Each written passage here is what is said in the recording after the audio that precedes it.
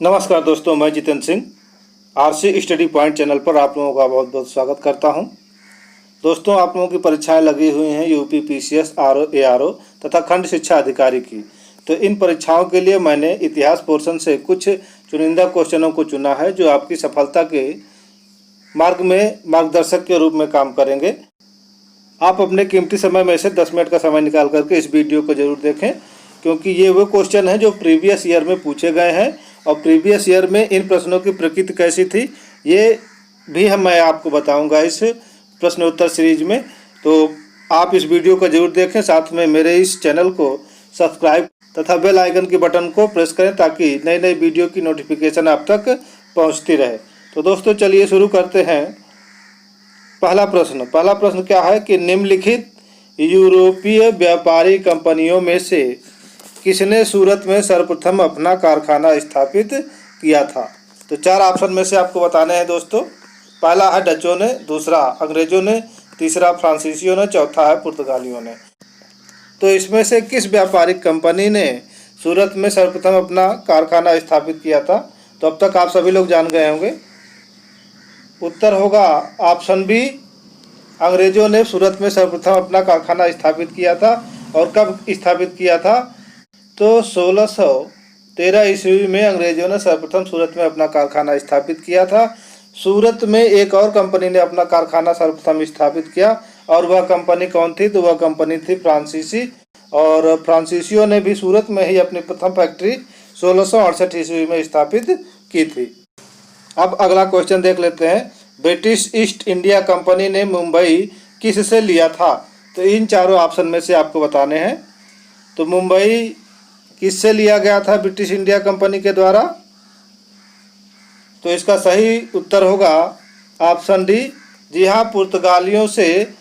अब अगला क्वेश्चन देख लेते हैं, question number 3। East India company के किस अंग्रेजी गवर्नर को औरंगजेब द्वारा भारत से निष्कासित किया गया था? तो वह गवर्नर कौन था जिसे औरंगजेब ने भारत से निष्कासित किया था? तो 4 ऑप्शन में से आपको बताने हैं। जी हाँ, इसका सही ऑप्शन होगा सर जॉन चाइल्ड को औरंगजेब ने भारत से निष्कासित किया था। निम्नलिखित को सुमेलित करना है, चौथा क्वेश्चन है ये। इसमें बताना है कि किस व्यक्ति ने किस जगह की खोज की थी। तो पहला है क्रिस्टोफर कोलंबस ने किस स्थान की खोज की? तो क्रिस्टोफर कोलंबस ने अमेरिका की खोज की थी। इसी प्रकार ऑप्शन बी है कि बार्थोलोमियो डियाज, इसने किसकी खोज की? तो इसने केप ऑफ गुड होप की खोज की थी। और ऑप्शन सी तस्मान, किसने खोज की? तो तस्मान ने न्यूजीलैंड की खोज की थी। तो इस प्रकार आप देख रहे हैं ऑप्शन ए का 3, बी का 1 और सी का 2 दे रहा है। तो इस प्रकार इसका ऑप्शन सही होगा ऑप्शन नंबर बी। निम्नलिखित में से कौन सा प्रथम यूरोपीय व्यक्ति था जिसने भू क्षेत्र अर्जित करने के उद्देश्य से भारतीय राजाओं के झगड़ों में भाग लेने की नीति आरंभ की? तो वह कौन सा यूरोपीय व्यक्ति था? 4 ऑप्शन में से आपको बताने हैं। तो वह व्यक्ति था फ्रांसीसी गवर्नर डुप्ले, यानी ऑप्शन नंबर बी सही है। छठा क्वेश्चन है, निम्नलिखित में से प्रथम कर्नाटक युद्ध का कौन सा तात्कालिक कारण था? ऑप्शन ए अंग्रेजों और फ्रांसीसियों के बीच प्रतिद्वंदिता, ऑप्शन बी ऑस्ट्रिया की राजगद्दी की जंग, ऑप्शन सी कर्नाटक की राजगद्दी का मामला, ऑप्शन डी अंग्रेजों द्वारा फ्रांसीसी जहाज़ों का अधिग्रहण। तो इन 4 ऑप्शन में से आपको बताना है कि कौन सा ऑप्शन सही होगा। तो इसका सही उत्तर होगा ऑप्शन डी, अंग्रेजों द्वारा फ्रांसीसी जहाज़ों का अधिग्रहण। प्रश्न नंबर 7, कर्नाटक युद्ध किन किन के मध्य लड़ा गया? तो आपको बताना है कि कर्नाटक युद्ध किन किन के मध्य लड़ा गया। 4 ऑप्शन है, 4 ऑप्शन में से आपको कोई एक ऑप्शन बताना है। तो कर्नाटक युद्ध अंग्रेज और फ्रांसीसी के बीच लड़ा गया, ऑप्शन नंबर ए सही है। 8वां क्वेश्चन है, भारत में फ्रांसीसियों ने अपना पहला कारखाना कहाँ लगाया था? निम्न स्थानों में से बताना है उस स्थान को जहाँ पर फ्रांसीसियों ने अपना पहला कारखाना लगाया था। तो फ्रांसीसियों ने भारत में अपना पहला कारखाना सूरत में लगाया था। 9वां क्वेश्चन है कि फ्रांसीसी ईस्ट इंडिया कंपनी स्थापित हुई थी किसके शासनकाल में? तो ये आपको बताना है, बहुत ही इंपॉर्टेंट क्वेश्चन है। तो चलिए इसको गौर से देखिए और इसका उत्तर सही सही बताइए आप लोग। तो इसका सही उत्तर होगा ऑप्शन ए लुई 14वें के शासनकाल में फ्रांसीसी ईस्ट इंडिया कंपनी की स्थापना हुई थी। 10वां क्वेश्चन देख लेते हैं। बंगाल में निम्नलिखित में कौन सा कारखाना डचों ने स्थापित किया था? 4 ऑप्शन है। Option A Bandel, option B Chinsurah, option C Hooghly, option D Shrirampur. 4 option में से बताना कौन सा सही है। इसका सही ऑप्शन होगा option B Chinsurah.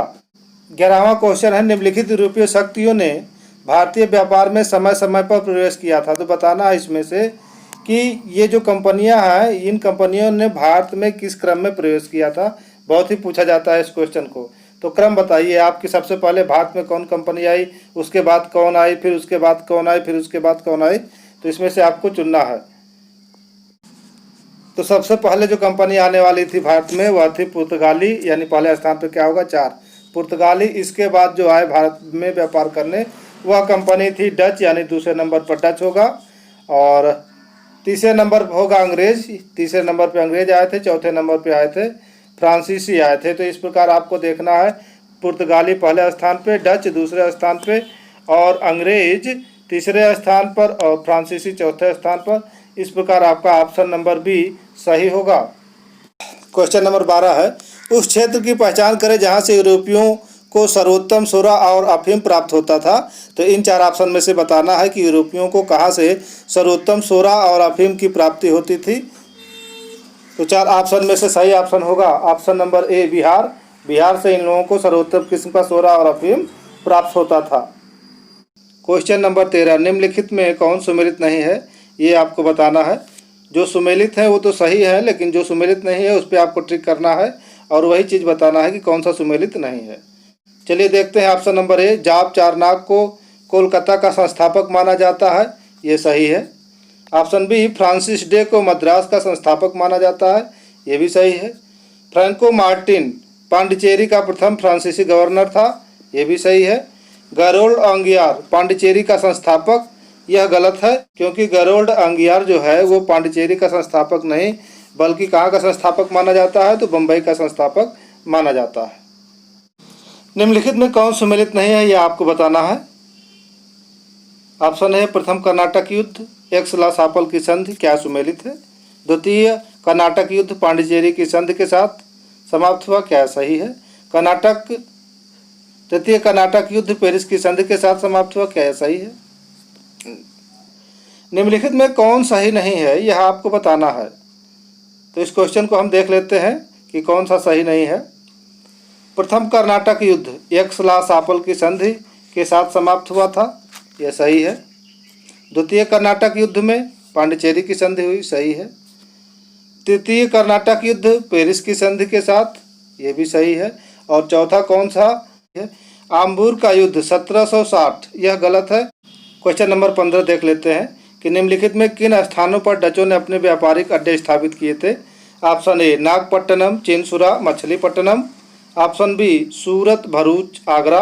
Option C Cochin, Ahmedabad, Patna. Option D उपरोक्त सभी। तो क्या इसका सही उत्तर होगा? इसका सही उत्तर होगा उपरोक्त सभी। उपरोक्त सभी स्थानों पर डचों ने अपने व्यापारिक अड्डे स्थापित किए थे। तो दोस्तों मेरी शुभकामनाएं आपके साथ हैं। आप इस वीडियो को लाइक, शेयर और सब्सक्राइब करना न भूलें।